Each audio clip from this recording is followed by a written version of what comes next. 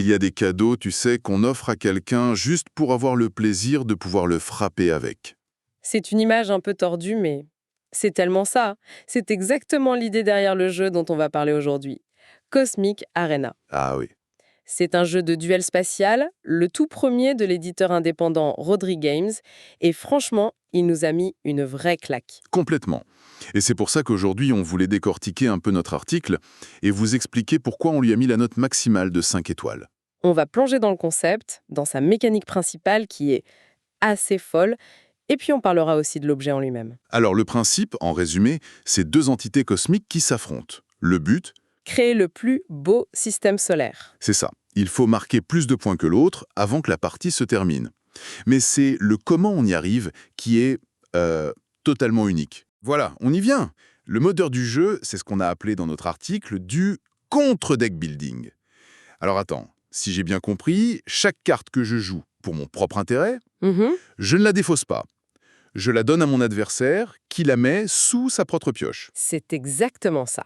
En fait, tu es constamment en train d'armer ton ennemi. C'est un judo mental permanent. Chaque choix est à double tranchant. C'est génial et terrifiant à la fois. Carrément.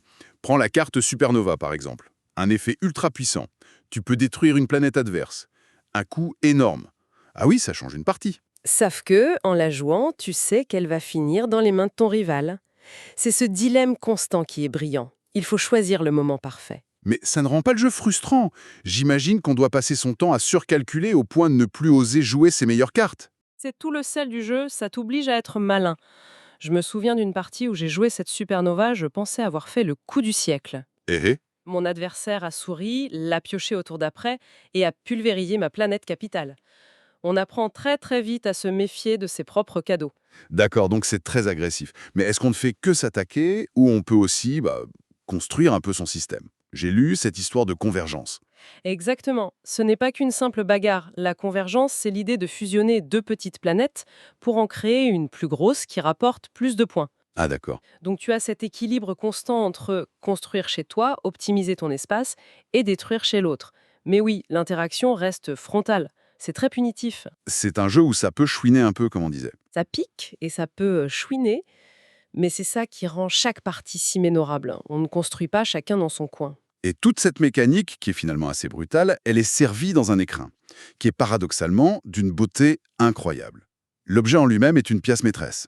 Ah mais complètement. Le matériel est somptueux. Les cartes sont au format tarot, elles ont une vraie présence sur la table. Et ce qui est fou, c'est que Jonathan Rodriguez, l'auteur, est aussi l'illustrateur. Et son travail est magnifique. Sublime.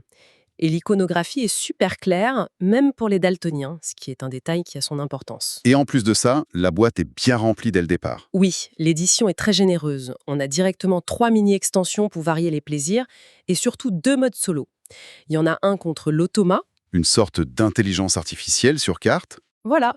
C'est un excellent moyen de s'entraîner, de comprendre les subtilités, avant de se lancer dans un duel bien tendu. Donc au final, pour résumer ce qu'on disait dans l'article, ce qui le rend si spécial, c'est vraiment ce dilemme constant, cette beauté du jeu et le contenu généreux. C'est un coup de maître pour un premier jeu en auto-édition. Et ça nous amène à la question importante. À qui s'adresse ce jeu? Il est clairement pour celles et ceux qui aiment les duels nerveux avec une interaction très directe. Faut pas avoir peur du conflit, quoi. Exactement.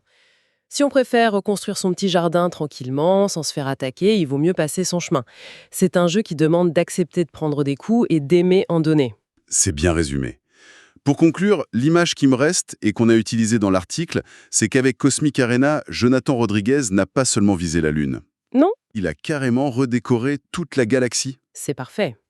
Et tiens, ça me fait penser à une question pour laisser matière à réfléchir. Dans quelle autre situation, que ce soit en stratégie ou même dans la vie de tous les jours, est-ce que le fait de prendre un avantage pour soi revient inévitablement à donner une arme à son adversaire?